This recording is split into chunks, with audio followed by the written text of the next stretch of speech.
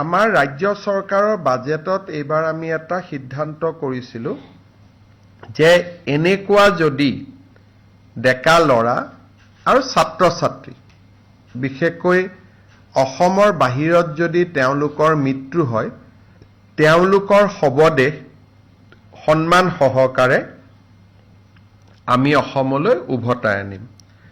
আজি ৰাজ্য চৰকাৰৰ কেবিনেটে শ্ৰদ্ধাঞ্জলি নামে এখন আঁচনিৰ অনুমোদন জনায়। এই আঁচনিখনৰ দ্বাৰা অসমৰ বাহিৰত কাম কৰিবলৈ যোৱা যুৱক যুৱতী অথবা ছাত্ৰ ছাত্ৰীসকলৰ মৃত্যু হ'লে তেওঁলোকৰ মৃতদেহ সন্মান সহকাৰে ৰাজ্য চৰকাৰৰ খৰচত উভতাই লৈ অহা হ'ব। অৱশ্যে হস্পিটালত ট্ৰিটমেণ্টৰ কাৰণে যি ট্ৰিটমেণ্ট কৰিব যায় তেনেকুৱা ধৰণে ৰোগীৰ মৃত্যু হ'লে এই আঁচনিখনৰ সুবিধা নাপাব। এই আঁচনিখন অসম আৰক্ষীৰ স্পেচিয়েল ব্ৰাঞ্চে চোৱা চিতা কৰিব। এই বছৰ আমি আঁচনিখন নোহোৱাকৈ প্ৰায় 15টা এনেকৈ মৃত শৰীৰ অসমলৈ উভতাই আনিছিলোঁ। কিন্তু এতিয়া 112 নম্বৰত গাৰ্জেনে ফোন কৰি দিলে SBয়ে ডিটেইলছ গ্ৰহণ কৰিব আৰু স্পেচিয়েল ব্ৰাঞ্চৰ এজন DIGৰ এই দায়িত্ব থাকিব। তেওঁ মৃতদেহটো সন্মান সহকাৰে উভতাই লৈ অহাৰ বাবে কাম কৰিব। এই শ্ৰদ্ধাঞ্জলি নামৰ আঁচনিখন যিখন আমি অসম চৰকাৰৰ এই বছৰৰ বাজেটত আমি উল্লেখ কৰিছিলোঁ তাক আজি কেবিনেটে অনুমোদন জনায়। ৰাভা হাছং আৰু বিভিন্ন সময়ত আমি ঘোষণা কৰিছিলোঁ যে ৰাভা হাছং অট'নমাছ কাউন্সিলৰ বাহিৰত থকা ৰাভাসকলৰ বাবে এখন উন্নয়ন পৰিষদ গঠন কৰা হ'ব। আজি কেবিনেটে ৰাভা ডেভেলপমেণ্ট কাউন্সিল এখন গঠন কৰাৰ বাবে অনুমোদন জনায়, যি মূলতঃ ৰাভা হাছং অঞ্চলৰ বাহিৰত থকা ৰাভাসকলৰ কল্যাণৰ বাবে কাম কৰিব। আমাৰ অংগনবাদী কৰ্মীসকল 10 বছৰত কাম কৰাৰ পিছত তেওঁলোকে ছুপাৰভাইজাৰ হয়। ছুপাৰভাইজাৰৰ 25% পদ অংগনবাদী কৰ্মীসকলৰ কাৰণে সংৰক্ষিত আছিল। এতিয়া আমি ছুপাৰভাইজাৰৰ পদ কৰ্মীসকলৰ বাবে 50% সংৰক্ষণ কৰিম। অৰ্থাৎ ICDSত যিসকল ছুপাৰভাইজাৰ থাকে 50% অংগনবাদী কৰ্মীৰ পৰা প্ৰমোশ্যন হ'ব আৰু 50% ষ্টেট লেভেল ৰিক্ৰুটমেণ্ট বৰ্ডৰ পৰা ডিৰেক্টলি ৰিক্ৰুটমেণ্ট হ'ব। আগতে ডিৰেক্ট ৰিক্ৰুটমেণ্ট 75% আছিল। অংগনবাদী কৰ্মী বাইদেউসকলৰ পৰা 25% ছুপাৰভাইজাৰৰ পদ পূৰণ কৰা হৈছিল। এতিয়া আমি বাইদেউসকলৰ সুবিধাৰ কাৰণে 25ৰ জাগাত 50% আসন বা ছুপাৰভাইজাৰৰ পদ আমি সংৰক্ষণ কৰিবলৈ সিদ্ধান্ত লৈছোঁ। আমাৰ অসমত যিসকল থাৰ্ড জেণ্ডাৰ আছে, যাক আমি ট্ৰেন্সজেণ্ডাৰ বুলি কওঁ, তেওঁলোকক উচ্চতম ন্যায়ালয়ৰ ৰায় অনুসৰি আজি কেবিনেটে তেওঁলোকক ছ'চিয়েলি আৰু এডুকেশ্যনেলি বেকৱাৰ্ড ক্লাছৰ মৰ্যাদা দিছে। কিন্তু আমি তেওঁলোককহে আই কাৰ্ড দিম বা আইডেণ্টিটি কাৰ্ড দিম যিসকল অসমৰ বাসিন্দা। বাহিৰৰ পৰা যিসকল ট্ৰেন্সজেণ্ডাৰ অসমত বিভিন্ন কামত আহে তেওঁলোকে এই মৰ্যাদা নাপাব। এই মৰ্যাদা অসমৰ অৰিজিনেল ইনহেবিটেণ্টসকলৰ কাৰণেহে এই সুবিধা খোলা থাকিব। বহুদিনৰ পৰা এছাম অংগনবাদী কৰ্মী মধ্যাহ্ন ভোজনৰ ৰান্ধনীয়ে কাৰোবাৰ যি ধৰণে নহওক কিয় প্ৰৰোচনাত পৰি কৈ থাকে যে অক্ষয় পাত্ৰ আহিব, আমাৰ চাকৰি যাব। আমি সকলোকে বাৰে বাৰে কৈ আছিলোঁ যে বিশেষকৈ কিছুমান বাওঁপন্থী ৰাজনৈতিক আদৰ্শৰ লোক এই ৰান্ধনীসকলৰ মাজত সোমাই যায় আৰু আন্দোলন কৰিবৰ কাৰণে বাইদেউসকলক লৈ আহে। মই ডিব্ৰুগড়ৰ এখন মিটিঙত কৈছিলোঁ যে চাকৰি যোৱাটো কথাই নাই, 2 দিনতে তেওঁলোকৰ দৰমহা বাঢ়িব। আজি কেবিনেটে তেওঁলোকে আজিৰ দিনত 1500কৈ টকা দৰমহা পায়। 1 অক্টোবৰৰ পৰা তেওঁলোকৰ দৰমহা আমি 2000 টকালৈকে বৃদ্ধি কৰিছোঁ। অৰ্থাৎ ৰাজ্য চৰকাৰে 500 টকা আগতে দি আছিল, কেন্দ্ৰই 1000 দি আছিল। এতিয়া কেন্দ্ৰই 1000 দিব, ৰাজ্যই 1000 দিব, টোটেল 2000 টকা এগৰাকী মধ্যাহ্ন ভোজনৰ বাইদেৱে ৰান্ধনীয়ে লাভ কৰিব। আৰু এই আঁচনিটো ৰূপায়ণ কৰিবলৈ যাওঁতে ৰাজ্য চৰকাৰে 108 কোটি টকা খৰচ কৰিব লাগিব। আপোনালোকে জানে যে গোৱালপাৰা জিলাত 2খন ডাঙৰ বিল আছে। এখন বিলৰ নাম হ'ল উৰ্পদ বিল। উৰ্পদ বিলত 1256 হেক্টৰ মাটি আছে। যদি বিঘালৈকে ইয়াক কনভাৰ্ট কৰে ই প্ৰায় 10,000 বিঘা মাটি হ'ব। উৰ্পদ বিলখন 12,056 হেক্টৰ আৰু ইয়াক যদি আমি বিঘালৈ ৰূপান্তৰ কৰোঁ ই 10,000 বিঘা। এই বিলখন যাতে আমি সংৰক্ষণ কৰি ৰাখিব পাৰোঁ, আমি ইয়াক এখন প্ৰস্তাৱিত বনাঞ্চললৈ ৰূপান্তৰ কৰিব খুজিছোঁ। আজি কেবিনেটে ইয়াক অনুমোদন জনাইছে। ৰাইজৰ ওজৰ আপত্তি এমাহৰ বাবে গ্ৰহণ কৰা হ'ব। ৰাজ্যৰ যদি এবছৰত যদি এমাহৰ ভিতৰত যদি ওজৰ আপত্তি নাথাকে, তেতিয়াহ'লে এই উৰ্পদ বিলখন এখন ৰিজাৰ্ভ ফৰেষ্ট বা সংৰক্ষিত বনাঞ্চললৈ ৰূপান্তৰ হ'ব। আৰু অসমৰ বায়'ডাইভাৰ্চিটি আৰু ৱেটলেণ্ডৰ ক্ষেত্ৰত ই এক বিশাল সহায় হ'ব। দ্বিতীয়তে, যদি আপোনালোকে উৰ্পদ বিলৰ বিষয়ে খুব কেতিয়াবা জানিব খোজে, মই নোট এটা আপোনালোকক দি দিম। ই এলিফেণ্ট হেবিটেট কানেক্টিভিটি হয়। ইয়াত 3000 পক্ষী, ৱাটাৰ বাৰ্ড ইয়াত বছৰত আহে। ইয়াতে খুব ধুনীয়াকৈ গোটেই বছৰটো পদুম ফুল ফুলি থাকে। মানে অসমৰ এটা মনোমোহা প্ৰাকৃতিক সৌন্দৰ্য, ইয়াক আমি সংৰক্ষণ কৰিব খুজিছোঁ। ঠিক তেনেকে কেইদিনমান আগতে হাছিলা বিলত আমি উচ্ছেদ অভিযান চলাইছিলোঁ। এই হাছিলা বিলৰ 245 হেক্টৰ মাটিকো আমি সংৰক্ষিত বনাঞ্চললৈ ৰূপান্তৰ কৰাৰ প্ৰস্তাৱ দিছোঁ। যদি ফৰেষ্ট হৈ থাকে, ভৱিষ্যতে এই মাটিখিনি নতুনকৈ কোনেও দখল কৰিব নোৱাৰে। গোৱালপাৰা জিলাত এটা সামাজিক ভাৰসাম্য, প্ৰাকৃতিক ভাৰসাম্য দুয়োটাই ৰক্ষা কৰাত এই দুয়োটা প্ৰস্তাৱে সহায় কৰিব। উৰ্পদ বিলো ৰিজাৰ্ভ ফৰেষ্টৰ বাবে আমি প্ৰস্তাৱ কৰিছোঁ আৰু হাছিলা বিলকো আমি ৰিজাৰ্ভ ফৰেষ্টৰ বাবে প্ৰস্তাৱ কৰিছোঁ। কিন্তু আজিতো প্ৰস্তাৱ এমাহৰ ওজৰ আপত্তি শুনাৰ পিছত ই ফাইনেল হ'ব। আজি আমি মাত্ৰ প্ৰস্তাৱ কৰিছোঁ।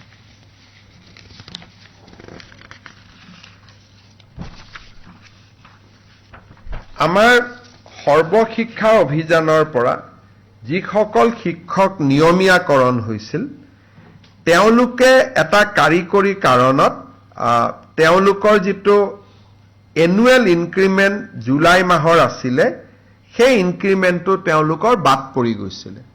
আজি কেবিনেটে সৰ্বশিক্ষাৰ পৰা নিয়মীয়া হোৱা আটাইবোৰ শিক্ষক আৰু কণ্ট্ৰেকচুৱেল টিচাৰ যিসকলক আমি চৰকাৰী চাকৰিত নিয়মীয়া কৰিছিলোঁ, ছেকেণ্ডাৰীত হাইস্কুলৰ অতিৰিক্ত শিক্ষক, LPMEৰ কণ্ট্ৰেকচুৱেল টিচাৰ যিসকল নিয়মীয়া হ'ল, তেওঁলোকক এইবাৰ আমি বছৰিকীয়া যিটো 3% ইনক্ৰিমেণ্ট, তাক এপ্ৰিলত নহ'লে নাপায়, জুলাইত তেওঁলোকৰ নিয়মীয়া হোৱাৰ কাৰণে তেওঁলোকে পোৱা নাছিল।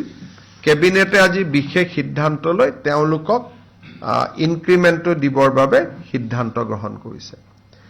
কেবিনেটে আজি দুটা বাজেটত ঘোষণা কৰা আৰু দুটা ডাঙৰ সিদ্ধান্ত বাস্তৱত ৰূপায়িত কৰিছে ৰাষ্ট্ৰীয় স্বাস্থ্য অভিযান আৰু সমগ্ৰ শিক্ষা অভিযান লগতে এপিডিচিএল এপিজিচিএল আৰু AEGCL Assam power generation corporation Assam power distribution company Assam electricity grid corporation national health mission আৰু সমগ্ৰ শিক্ষা অভিযানত ইয়াতে কাম কৰি থকা সকলো কৰ্মচাৰী আমি আপোন ঘৰ আঁচনিৰ সুবিধা দিম অৰ্থাৎ ৰাজ্য চৰকাৰৰ কৰ্মচাৰীয়ে যেনেকে আপোন ঘৰ আঁচনিৰ সুবিধা পায় এতিয়াৰ পৰা ৰাষ্ট্ৰীয় স্বাস্থ্য অভিযান সমগ্ৰ শিক্ষা অভিযান আৰু অসম ৰাজ্যিক বিদ্যুৎ পৰিষদৰ তিনিওটা কোম্পানী এই আপোন ঘৰৰ সুবিধা পাব অৰ্থাৎ নিজৰ ঘৰ নিৰ্মাণৰ বাবে তেওঁলোকে 30 লাখ টকা বেংকৰ পৰা উইদাউট গ্যাৰেণ্টি তেওঁলোকে ল'বলৈ সক্ষম হ'ব ঠিক তেনেধৰণে এই কৰ্মচাৰীসকলক আমি আপোন বাহন আঁচনিৰ সুবিধা দিবৰ বাবে সিদ্ধান্ত লৈছো আপোন ঘৰ আৰু আপোন বাহন ইউজুৱেলি কন্ট্ৰেকচুৱেল এমপ্লয়ী বা কৰ্পোৰেশ্যনৰ এমপ্লয়ী এই সুবিধা পোৱা নাছিল মই ভাবো যে এই সিদ্ধান্তই ৰাষ্ট্ৰীয় স্বাস্থ্য অভিযান সমগ্ৰ শিক্ষা অভিযানত আৰু শক্তি বিভাগৰ সৈতে জড়িত কৰ্পোৰেশ্যন কেটাৰ কৰ্মচাৰীসকলক যথেষ্ট উৎসাহ যোগাব আপোন বাহন আঁচনি য'ত নেকি উইদাউট ইণ্টাৰেষ্ট উইদাউট গ্যাৰেণ্টি গাড়ী লোন পায় চৰকাৰে 3% সুদ দিয়ে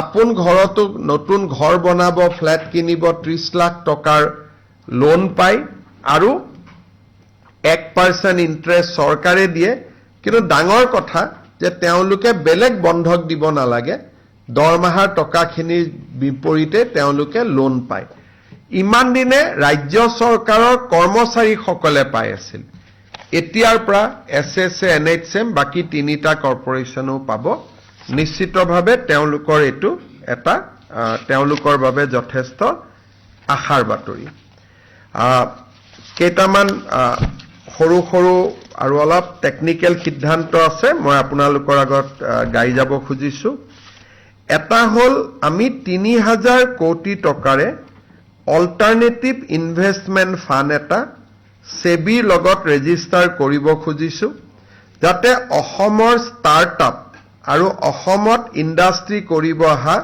ব্যক্তিসকলক আমি তেওঁলোকক সহায় কৰিব পাৰো আৰু তেওঁলোকৰ কোম্পানী সমূহত প্ৰয়োজন হলে চৰকাৰী অংশীদাৰিত্ব আমি ক্ৰয় কৰিব পাৰো ধৰক টাটাই অসমত এটা ইণ্ডাষ্ট্ৰি লগাব আহিছে টাটাই যদি বিচাৰে যে ষ্টেট গভৰ্ণমেণ্টেও 10% লওক আমি যাতে কিনিব পাৰো তাৰ কাৰণে আমি আসাম অল্টাৰনেটিভ ফান্ড এটা উইথ 3000 crore আমি কৰিব খুজিছো ইয়াক সেবিৰ অনুমোদন লাগিব সেই ব্যৱস্থা আমি কৰিব গৈ আছো ৰাজ্যত যাতে খনিজ পদাৰ্থৰ সন্ধানৰ প্ৰক্ৰিয়া আমি আৰু ক্ষিপ্ৰ কৰিব পাৰো সেইবাবে ষ্টেট মিনাৰেল এক্সপ্লৰেশ্যন ট্ৰাষ্ট এটাও আজি গঠন কৰা হয় অসমৰ বাবে এটা আনন্দৰ বতৰা যে পশ্চিম কাৰ্বি আলং জিলাত হিন্দুজা কোম্পানীয়ে পাম ষ্টৰেজ 900 মেগাৱাটৰ নিৰ্মাণ কৰিব খুজিছে ইয়াৰ ফলত 5400 কোটি টকাৰ বিনিয়োগ হ'ব এডভান্টেজ অসমৰ স্বাক্ষৰিত আন এক চুক্তি আজি বাস্তৱত ৰূপায়িত হ'ব পশ্চিম কাৰ্বি আলং জিলাত পাম ষ্টৰেজ যাৰ জৰিয়তে 900 মেগাৱাট বিদ্যুৎ উৎপাদন হ'ব এই পাম ষ্টৰেজ প্ৰজেক্ট আজি কেবিনেটে অনুমোদন জনাইছে it will be A 5400 crore investment from Hinduja group আজি কেবিনেটে চন্দ্ৰপুৰত এখন নবোদয় বিদ্যালয় স্থাপনৰ বাবে ভাৰত চৰকাৰক 40 বিঘা মাটি আবণ্টন কৰিছে আমাৰ নামঘৰ ধৰ্মীয় অনুষ্ঠান অংগনবাদী কেন্দ্ৰ আদিক বসুন্ধৰা 3ত আমি ভূমি আবণ্টনৰ যি মিছন লৈছিলো সেই মিছনৰ অধীনত আজি আমি 1935টা প্ৰজেক্ট বা প্ৰস্তাৱ আজি কেবিনেটে অনুমোদন জনাইছে আৰু সেই ধৰণে ৰাজ্য চৰকাৰৰ বিভিন্ন ইনফ্ৰাষ্ট্ৰাকচাৰ থকা 518টা অনুষ্ঠানৰ বাবে আজি আমি মাটিৰ বন্দবস্তিৰ প্ৰস্তাৱত অনুমোদন জনাইছো মূলত কেবিনেটে আজি এই সিদ্ধান্তকেইটাই লৈছে আৰু মই ভাবো যে ৰাজ্যৰ কৰ্মচাৰীৰ পৰা জনজাতীয় লোকৰ পৰা হিন্দুজাৰ ইনভেষ্টমেণ্টলৈকে কেইবাটাও ভাল সিদ্ধান্ত আজি লোৱা হ'ল আপোনালোকৰ যদি কিবা খুদিব আছে খুদিব পাৰে It will be very difficult to speak all this thing in English, so I'll issue a handout in English.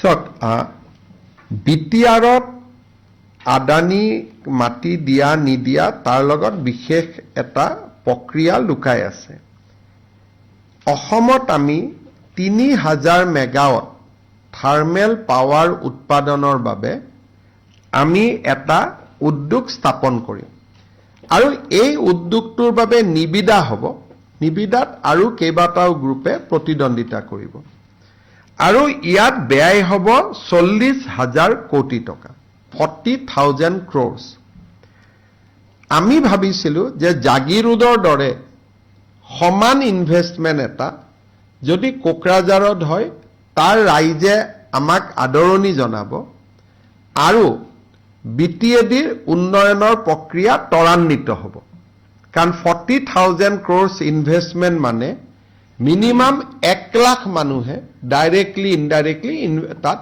Employment পাব কিন্তু আমি এনেকুৱা বদনাম ল'ব খোজা নাই যে আমি কোনোবা ট্ৰাইবেলৰ মাটি আমি দখল কৰিব খুজিছো এই 3000 মেগাৱাট শক্তি উৎপাদনৰ বাবে আন স্থানত আমাৰ মাটি ইতিমধ্যে নিৰ্ধাৰণ কৰা আছে আমি মাত্ৰ বিটিএডিত ইণ্ডাষ্ট্ৰি যেটাকে এডভান্টেজ অসম হ'ল 5 লাখ টকা ইনভেষ্টমেন্ট আহিব বিটিএডিয়ে মনত ভাবিব যে গোটেইখিনি অসমে লৈ ললে আমাক একোৱে নিদিলে সেই কাৰণেহে আমি তেওঁলোকক দিয়াৰ এটা প্ৰস্তাৱ দিছিলো কিন্তু তেওঁলোকে যেহেতু নিজে নালাগে বুলি কৈছে আমাৰ অতিৰিক্ত মাটি মজুত আছে আৰু নৱেম্বৰত তাৰ আধাৰশিলাও হ'ব আৰু উদ্যোগটো আগবাঢ়িও যাব গতিকে তাৰ কাৰণে আমাৰ জোৰ জবস্তি কৰা কথা নাই কিন্তু ৰাইজে এটা কথাও জানিব লাগে সেই 4000 বা 3000 বিঘা মাটি মাত্ৰ 80টা পৰিয়ালে ৰাখি থৈ দিছে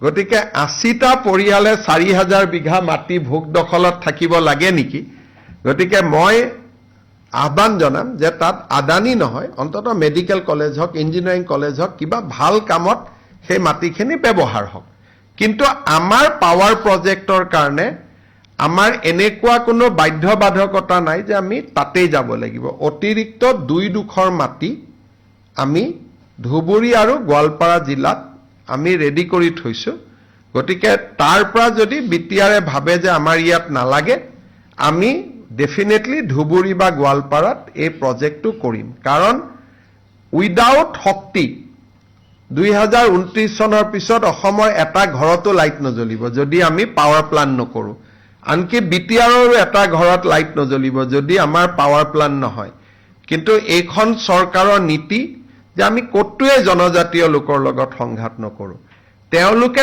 ভাল পাব বুলিহে আমি প্ৰজেক্টটো তাত লৈ গৈছিলো নহলে কব আপোনালোকে জাগিৰোডত কৰে গুৱাহাটীত কৰে বিটিআৰত একো নকৰে আমি সেই কাৰণেহে গৈছিলো কিন্তু আমাৰ ধুবুৰী আৰু গোৱালপাৰাত মাটি ইতিমধ্যে ইনফেক্ট ৱালৰ কামো চলি আছে কাটাতাৰৰ বেৰা আদিৰ কাম চলি আছে গতিকে এই প্ৰজেক্টটো নিৰ্ধাৰিত সময়ত ভাৰত চৰকাৰৰ পৰা আমি কোল লিংকেজো পাই গলো গতিকে মই ভাবো যে নৱেম্বৰত এই 40,000 কোটি টকা বিনিয়োগৰ আধাৰশিলাও হ'ব আৰু আমি কামত আগবাঢ়িও যাব পাৰিম আজি গোৱালপাৰাত সাংসদ ৰকিবুল হুছেইনক এভিক্টেড পাৰ্চন এটা খেদিছে তাৰ পিছতে সংবাদদাতা ৰকিবুল হুছেইনে বিজেপিৰ অভিযোগ তুলিছে যে সেয়া কোনো ভিক্টিম নহয় সেয়া বিজেপিৰ প্ৰত্যেকজন আজি ৰকিবুল হুছেইনক তাৰ পৰা যিকেইগৰাকী মানুহে তেওঁক বেয়া ব্যৱহাৰে হওক খেদিছে প্ৰত্যেকগৰাকী মানুহ মুছলিম মানুহ আৰু বংগীয় মূলৰ মুছলিম মানুহ আৰু সেই জেগাটোত পৰহি ময়ো যাম। মোকো কোনোবাই শ্লোগান দিব পাৰে মোৰ এগেইনষ্টত, মই নাজানো, কিন্তু পৰহি মই যাম, কাৰণ আজি আমি সিদ্ধান্ত ললো এখন ফৰেষ্ট কৰিম। গতিকে পৰহি অশোক সিংঘাল আৰু ময়ো তাতে যাম। গতিকে কিন্তু ৰকিবুল হুছেইনক যোনে তোনে খেদে, এতিয়া ধুবুৰীতো খেদে, গোৱালপাৰাতো খেদে, নগাঁৱতো খেদে, আৰু এই সমস্যাটো তেওঁলোকে নিজৰ ভিতৰত সমাধান কৰিব লাগে, তাত বিজেপিক মাতি আনিব নালাগে। কাৰণ বংগীয় মূলৰ ৰাইজৰ মাজত বিজেপিৰ প্ৰভাৱ নাই বুলিয়ে ক'ব পাৰে, আৰু সেইকাৰণে গোৱালপাৰাত যদি বংগীয় মূলৰ মানুহো বিজেপি বুলি কয়, তেতিয়াহ'লেতো আমাৰ কি হ'ব? তেতিয়াহ'লে 126টাৰ 126টাই আমি পাই যাম দেখোন। গতিকে কোন ভিডিঅ' চালে আপোনালোকে গম পাব এইবোৰ কোন মানুহ হয়। কৈছো, যদি বংগীয় মূলৰ মানুহে বিজেপিৰ ইচাৰাত চলে, তেতিয়াহ'লে অসমৰ ৰাজনীতিৰ এটা ভয়াৱহ পৰিৱৰ্তনৰ ইংগিত দিব। কিন্তু মোৰ হাতত ইমান ডাঙৰ ইংগিত নাই।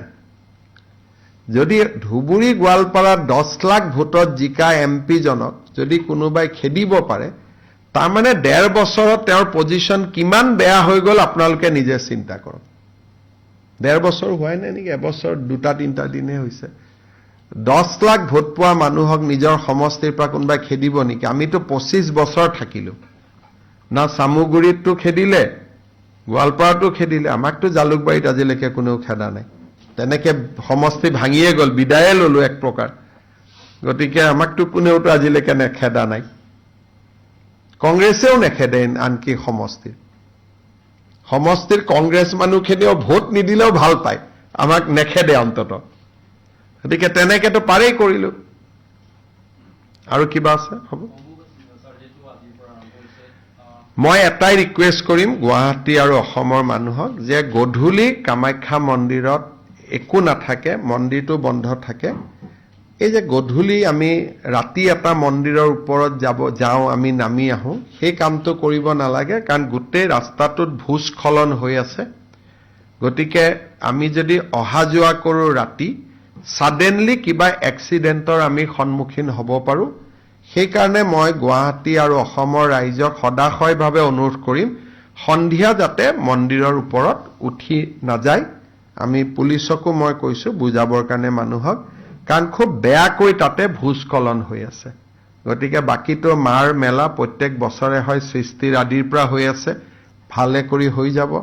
আৰু অম্বুবাচীৰ 3টা দিন খুব পবিত্ৰ দিন বুলি হিন্দু মানুহে মানে। বহুত মানুহে এইটো সময়ত ভেজিটেৰিয়ান থাকে, বিশেষকৈ বহুত বয়োজ্যেষ্ঠ মানুহে ফল মূলেই খায়, মন্দিৰৰ দুৱাৰ বন্ধ থাকে। গতিকে এই 3টা দিনত সৃষ্টিৰ আৰম্ভণি হয়। It is a very auspicious time. গতিকে এইকেইটা দিন মানুহে মাক চিন্তা কৰক, মায়ে আশীৰ্বাদ কৰিব। কিন্তু ওপৰত গৈ তাত একো নাই। আৰু 26 তাৰিখে মন্দিৰৰ দুৱাৰ খুলিব। আমি কোনো VIP তাত নাযাওঁ 26 তাৰিখেও, 27তো নাযাওঁ। মই 28তহে কোনোবা যাব খুজিলে যাবৰ কাৰণে কৈছোঁ, আৰু মই নিজেও 28-29তহে যাম। APSCৰ ওপৰত হাইকোৰ্টৰ ভাৰ্ডিক্টটো এতিয়ালৈকে আমি দেখা নাই, খালি বাতৰি কাকতত ওলাইছে।